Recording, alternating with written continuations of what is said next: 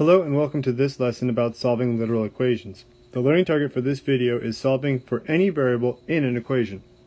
So guess what?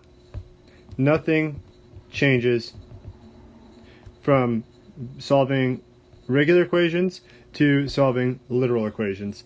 The two key words that I love to reference for solving equations still come into play, and they just come into play even more. Isolate and balance. So what you have to do is zone in on, let's make a little to-do list here, to-do. What you have to do is zone in on the variable you're solving for. Zone in on the variable you're solving for. And so that means you really have to lock in your eyes on just that variable and then remove everything else that's around it. And then the second thing, and this is sort of like more of a hint than anything else, and that is be careful to not oversimplify. So be careful to not oversimplify. Don't combine non-like terms. That's really what that's getting at. Oops, that's not how I spell terms though. Terms. Very good. So what you're going to want to do is zone in on the variable that you're trying to solve for, remove all the other stuff, and what's going to happen with a lot of these is that you're going to get an expression as your answer. And so what you're going to do is you don't want to combine non-like terms. You want to keep those separate, and that's fine. So let's take a look at some examples and see how we can make sense of this. Let's say that you're solving for, let's take the area equation for a triangle. The area of a triangle is 1/2 base times height. And let's say you're told to solve for h. So what we have to do is zone in on h, lock in on it. That's the variable we want. And we're going to treat this like just everything else we've been doing up to this point, and try to use inverse operations to undo what is next to h. And so what's next to h is the b and the 1/2. And both are held there by multiplication. So what I'm going to do is I'm going to take some time here, and I'm going to divide both sides by b. So I have a over b is equal to now 1/2 h. Now the reason why I want to take my time here is just to show you that we don't want to over combine things. So a over b is as far as we can take the left hand side of the equation. Now we got to get rid of that 1/2. Two ways to think about it. You could either divide by 1/2, which some people find to be a little confusing, or you could do the same thing as dividing by 1/2, which is timesing by 2. And what we do to one side, we have to do to the other side. So times by 2, the 2 and the 1/2 cancel out, and then this 2 is over 1, so that's going to go up to the numerator. And what we're going to get is that 2a over b is equal to h. And there we go. We've solved for a variable. And that's what these literal equations are. You have a bunch of variables, you have a bunch of stuff going on, and you have to find a way to solve for the one indicated variable. Let's do another example. Let's use the perimeter formula. So perimeter is equal to 2L plus 2W. That's if we're talking about like a rectangle. And let's just say you have to solve for W.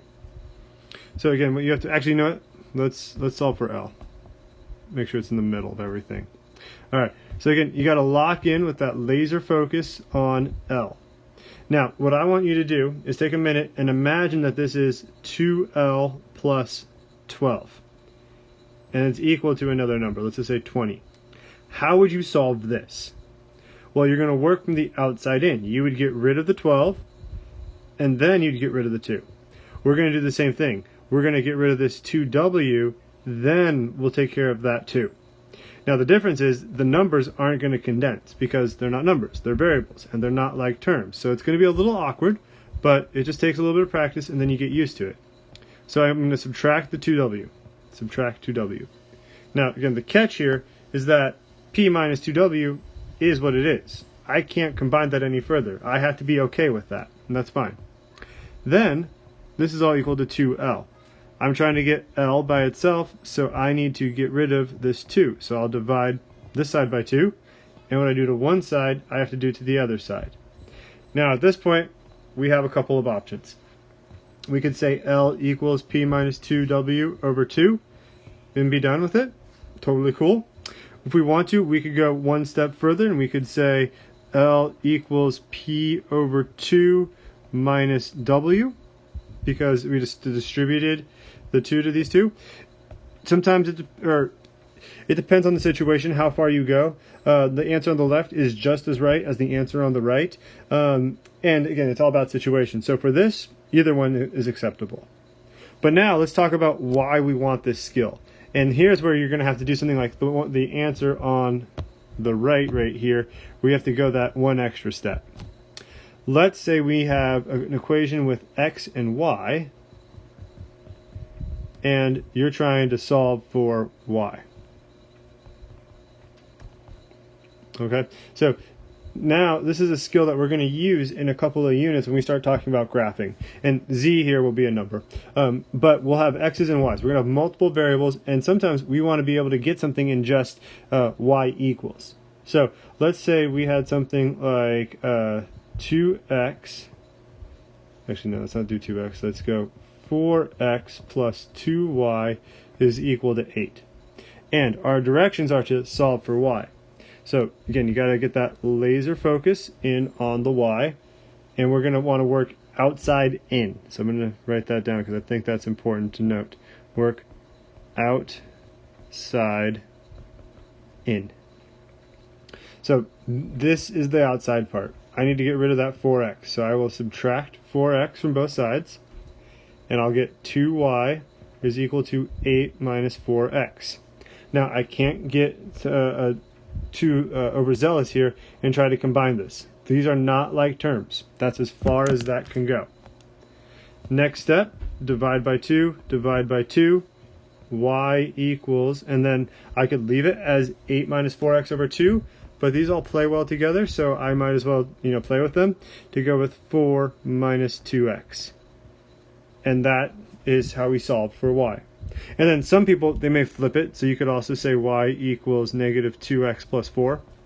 Same thing, you just use the commutative property. So here we have 1, 2, 3 acceptable answers for that. Now I just want to walk through a few more examples just to kind of, again, show you how this all works. So let's say we have something like 6x minus 9y is equal to 9. Again, I'm trying to solve for y, so zone in on the y. And if I wanted to, I got a couple of options. I could add 9y and then subtract by 9. That's a lot of work. I think it just might as well just deal with dividing or subtracting 6x from both sides. So negative 9y is equal to 9 minus 6x. And the reason why I have this example in here is just to show you that sometimes we'll be dealing with negatives, so you have to be extra careful with that. And they're not always going to be whole numbers. So if we want to, we can leave it like this. But these numbers, they do play well together. And when the further we go down the algebra road, you actually will need to be able to simplify this. So apply the distributive property. Now you got to be careful. 9 divided by negative 9 is negative 1. Negative 6 divided by negative 9 is going to be positive 2/3 x. And that's how we solve for y. All right, now let's have some real fun. Let's talk about super duper hard examples. How can I make this ridiculous?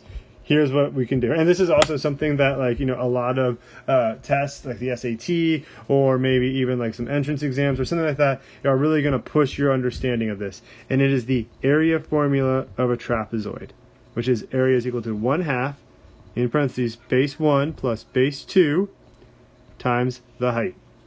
Now, we're going to start off super easy. Solve for h. And so it's all about how you train your eye. If we're trying to solve for h here, we have to look at all this other noise. And all this is things being multiplied. And so if we want to undo multiplication, we just divide by b1 plus b2. Divide by b1 plus b2. It looks a little weird.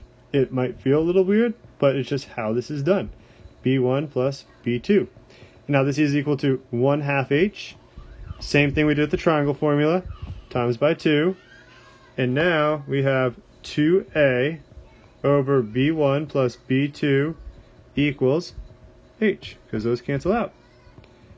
And there we go. So that's the easy one. Let's have some fun.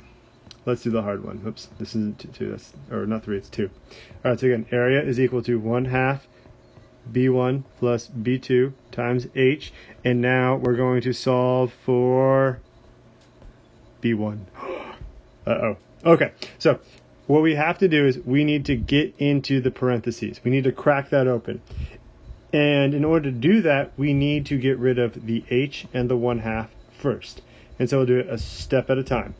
I will divide by h at the beginning. So I'll have a over h is equal to 1/2 b1 plus b2. Now, be careful. You might be tempted to distribute. Don't. Not worth it. It's going to cause more work in the end. So to get rid of the 1/2, I'm going to times by 2. Times by 2, because I need to get all of this by itself before I can get rid of the b2. Timesing by 2, the 1/2 goes away. I have 2a over h is equal to b1 plus b2. Now we can finally get to the b1. We got to subtract it. And this is why math companies, math teachers love this formula for literal equations, because, oops, subtract b2, it's all about not over combining your like terms. We do not have one like term in this whole formula. So this expression is the answer. And for years, you've learned that math is all about x equals 2, or the answer is a whole number and you walk away from it and that's that. Now it's an expression and you have to learn how to deal with it. So again, that's why people love this formula. So that's solving literal equations. Good luck with your homework or practice, and let me know if you have any questions.